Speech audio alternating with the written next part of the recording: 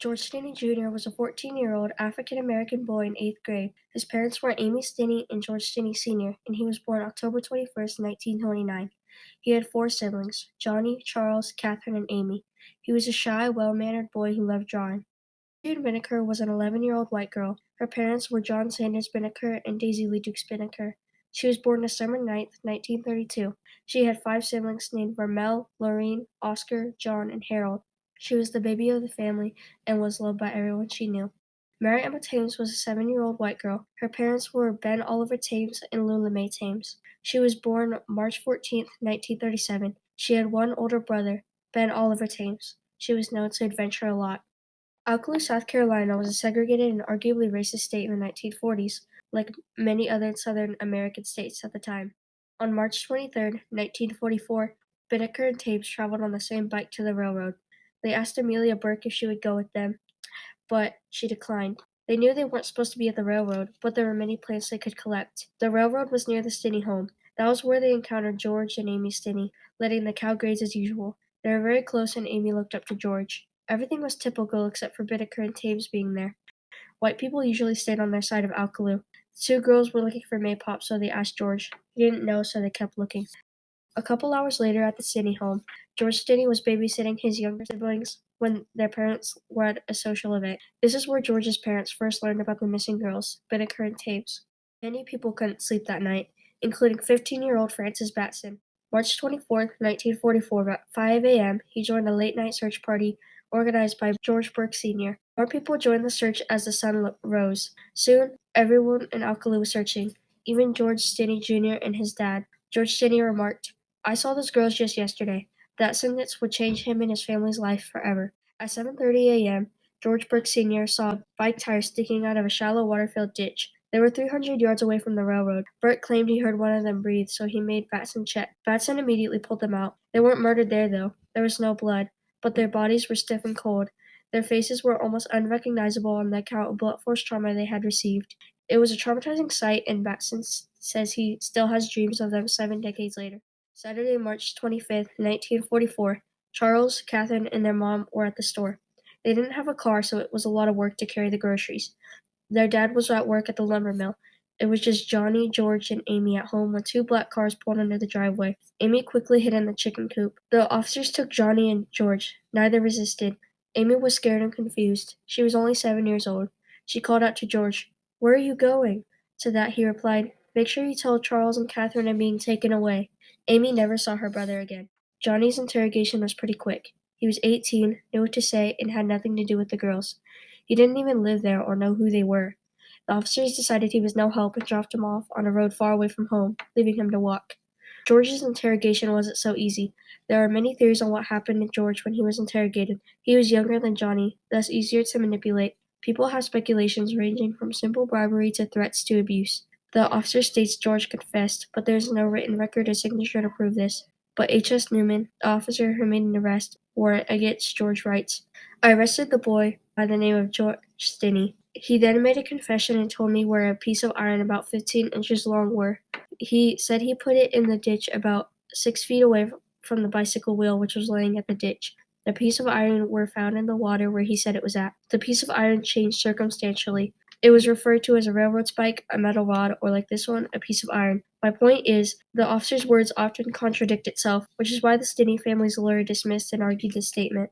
March 26, 1944. Facing a lot of threats, there was no doubt that George wasn't safe there. He was moved to an out-of-town jail in an unknown location, but it's unlikely they had his best interests in mind, because a lynch mob of 26 tried to kill him. They were too late, but all of them went unpunished. This new jail, his cellmate was 17-year-old Wilford Johnny Hunter, was in jail for car theft. Once George was told he'd be getting a death sentence, he told Johnny, "Johnny, I didn't do it. Why would they kill me for something I didn't do?" April 24th, 1944, 1 month after Binnicker and Thames were found. It was time for the trial. People were piling in. Not 2 out of 1,000 people were his parents, as no people of color were allowed in the courthouse. This affected the jury as well. In the jury, there were 12 white men. Diverse jury is beneficial to everyone to prevent racist, sexist, homophobic/transphobic, or even religion-based biases. This jury was rather biased, but there were other things wrong with the trial. First off, his lawyer. 31-year-old Charles Plowden was the man responsible for his life. He was his state-appointed lawyer. Plowden didn't take George's life seriously. Proving to be rather incompetent in court, he didn't call any witnesses or prove George's alibi. Plowden failed to argue the fact that George was only 5 feet and 95 pounds. Anyone in their right mind would understand that a person this small couldn't commit a double murder and drag them 300 yards away. More so because both of the girls were almost the same size as him.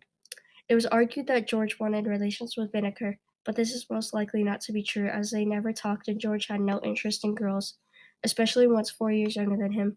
Most trials are months or even years long, but this one was cut short at 2 hours. The jury usually takes 10 days to vote, but yet again, it was rushed, and the jury decided on him being guilty. That led Philip Stoll, the judge, to give George death by electric chair for the murders of Binnicker and Thames, despite only being tried for Binnicker, which isn't legal. They also tried him as an adult. That's not legal either. Outcome wasn't good. The Stinney family was receiving death threats from everyone they knew. George Stinney Sr. got fired from his job and they moved in with George's grandma. Charles Stinney says, I recall my father being upset that he was not allowed to speak or see George prior to his trial. George Stinney Sr. did not get to see his son until after the trial, only after he was found guilty. It was heartbreaking as a parent to know your child would be dying and there was nothing you could do about it. The days leading up to his death were horrendous. He read the Bible every day, because if no one on earth believed him, at least God did. On June 16, 1944, 7:30 a.m., George Stinney would be killed. Most people stay on death row for 10 years. He was on death row for less than 8 weeks. George Stinney was asked if he had any last words. Shaken up with fear, he replied, No, sir. His small stature did not fit the straps, so they had to poke more holes into the belt-like material. He was not tall enough, so he used his Bible as a booster. The death mask did not fit him properly either. Before the execution, George's father told Lloyd Batson, a pastor, to attend. He told Batson to look George in the eyes right before he was killed. That way, George would know someone in that room loved him. He did just that. Suddenly, 3 rounds of 2,400 volts went through him all at once. His oversized mask slipped off his face, revealing large petrified eyes. He had been pronounced dead just a couple of minutes later.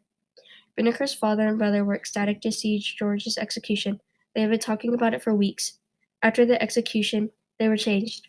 None of them have ever spoken again. They were still in grief over Binnicker. They thought they would get closure, but they knew George was innocent. They wanted him dead, but the guilt of enjoying his killing is something they'll have to live with, because it didn't get rid of the pain. It transferred it to the Stinney family.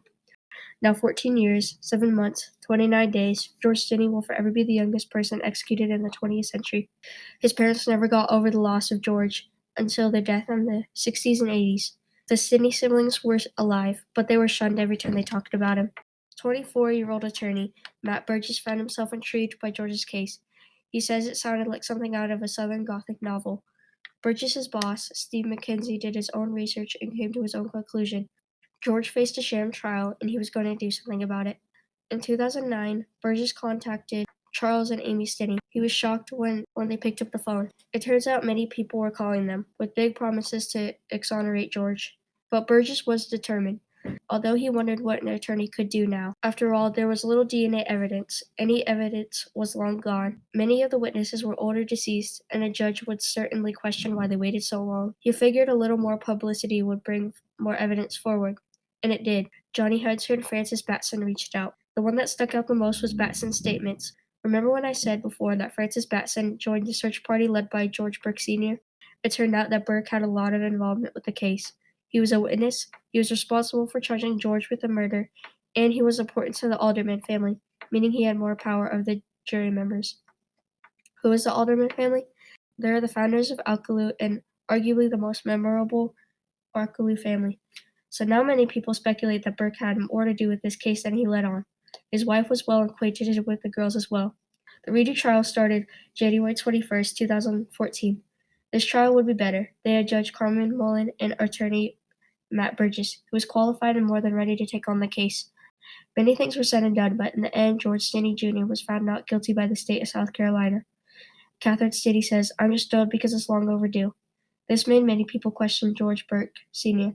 It's very likely he was the murderer and framed George Stinney. It would be easy because the officers didn't want to put in the time to investigate the true perpetrator, and George just happened to be in the wrong place at the wrong time. George Stinney's life was sacred and should have been taken seriously. Unfortunately, in America, this doesn't happen very often. America's legal system is flawed, and we should strive for justice and change.